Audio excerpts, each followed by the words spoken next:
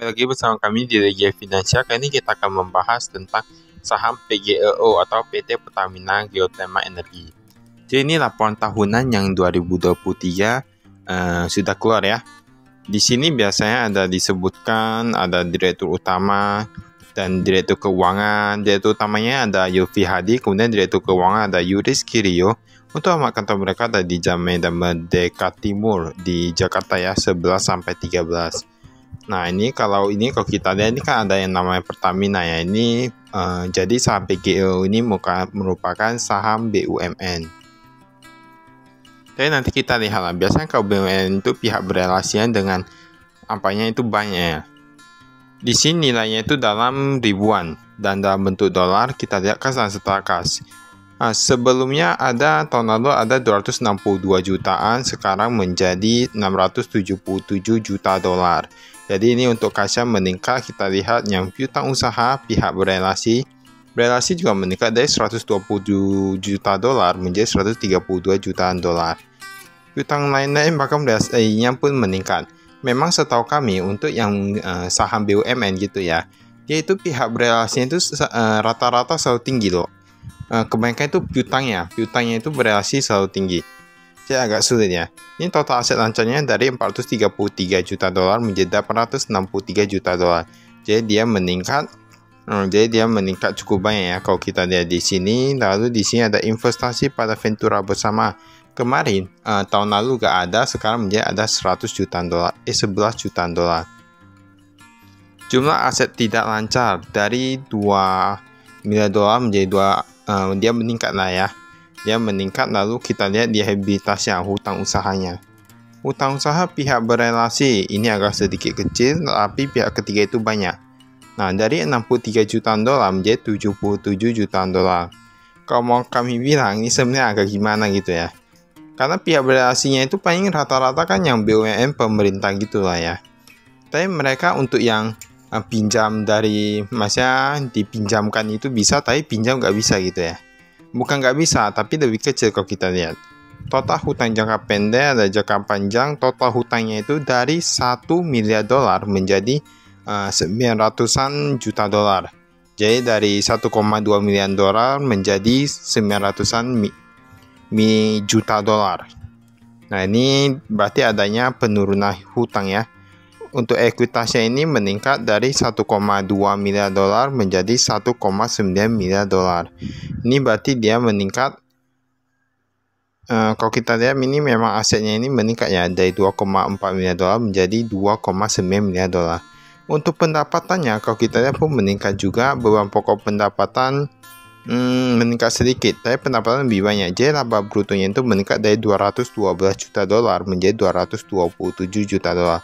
Memang kalau kita lihat laba di sini meningkat, apalagi pendapatan keuangannya meningkat cukup pesat dari 1,2 juta dolar menjadi 22 juta dolar. Beban umum berkurang. Ngakak ya. Biasanya kalau kami lihat itu BUMN rata-rata beban umumnya ataupun perusahaan swasta itu rata-rata meningkat, tapi ini bisa berkurang. Kita lihat di sini laba tahun berjalan dari 127 juta dolar menjadi 163 juta dolar. Memang adanya peningkatan. Walaupun ada peningkatan, tetapi piutangnya itu besar. Artinya apa? Adanya peningkatan laba, piutang besar, berarti kan cash flow-nya itu agak macet ya. Berarti kan uangnya itu gak ada di tangan, cash on hand-nya itu sepertinya kayak gak ada gitu ya. Lalu kita lihat arus kasnya, cash flow, penerimaan pelanggan meningkat dari 769 juta dolar menjadi 797 juta dolar. Penerimaan kas dari pendapatan bunga ini meningkat juga dari 1 juta dolar menjadi 21 jutaan dolar. Untuk totalnya, ini meningkat ya, 220 menjadi 253 juta dolar. Dan investasi pun berkurang banyak. Oke, ini bagus. Ini dari pendanaan pun jadi plus ya. Dari keluar 63 juta dolar sekarang menjadi plus 241 juta dolar. Sebenarnya kalau mau dibilang laba bagus, apa-apa bagus, sekuitas bagus, hutang bagus, tapi kalau piutangnya nggak bagus kayaknya sama aja gitu ya. Ini komisaris utama ada Sarman Simanjorang, direktur utama Yofi Hadi, direktur operasi Ahmad Yani. Ahmad Yani ya ini ya, jadi direktur operasi. Nah, entah sama nggak sama yang artis ya. Lalu ini ada Dewan Komisaris yang 2022, kita bisa bandingkan Sujit Espaha, kayaknya komisaris ada yang berubah nih. Ini informasi umumnya, Venturanya.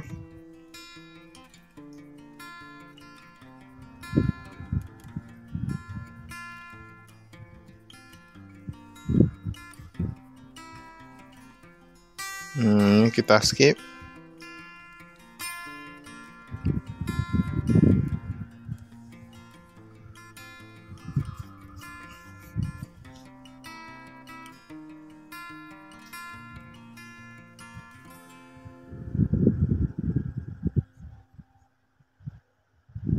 Nah, ini kita skip ya.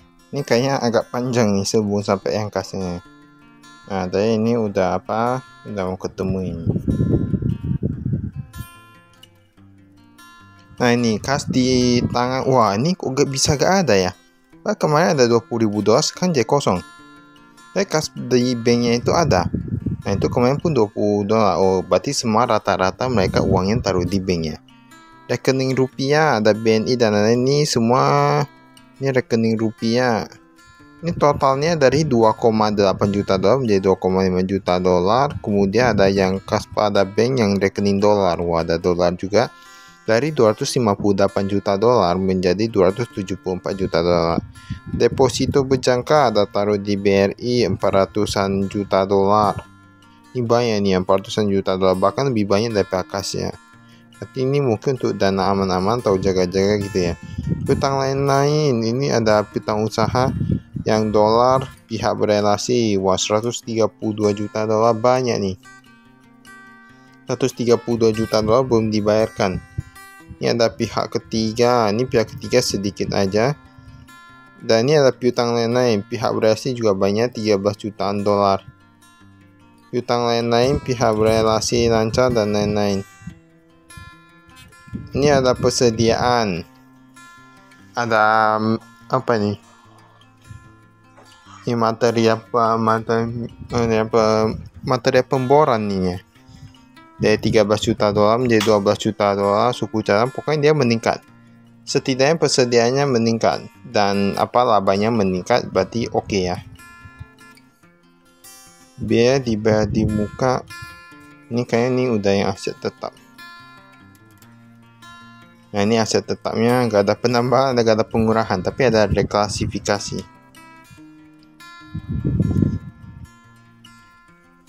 Nah, bahkan rata-rata kalau kita lihat reklasifikasinya itu meningkat ya.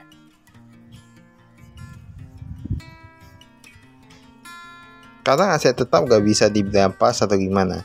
Karena biasanya setiap perusahaan itu ada audit. Kalau audit itu ada ketemu, ada yang salah, nah berarti ada revisi lagi dan gitu ya. Atau ada bahan yang udah lama gak kepake, hilang atau gimana. Ini aset keuangan lainnya.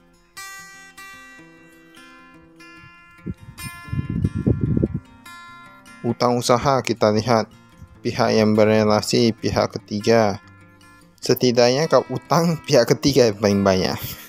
Pihak berelasi sedikit. Tapi kalau piutang malahan pihak yang berelasi yang banyak. Ini biaya yang harus dibayar, pinjaman bank.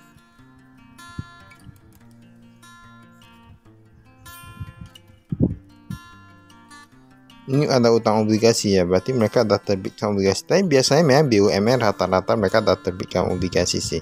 Ada obligasi yang kayak BUMN dan pemerintah dan lain gitu lah ya.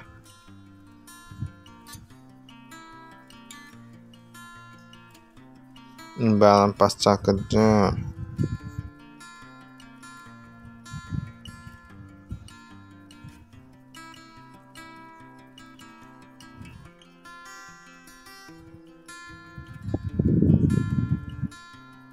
Ini pajak kita skip.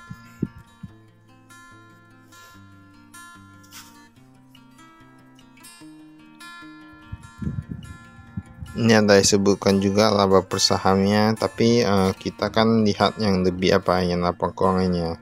Kalau persaham kan bisa dilihat dari per PBV, itu kan bisa dilihat biasanya yang di aplikasi gitu-gitu, bisa dia di Stockbit dan lain-lain. Ini manajemen rasio keuangan.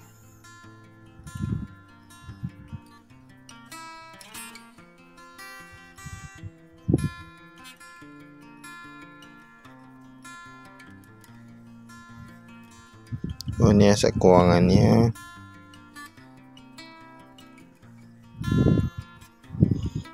Baiklah, itu saya dari kami. Sekian dan terima kasih. Saya investasi.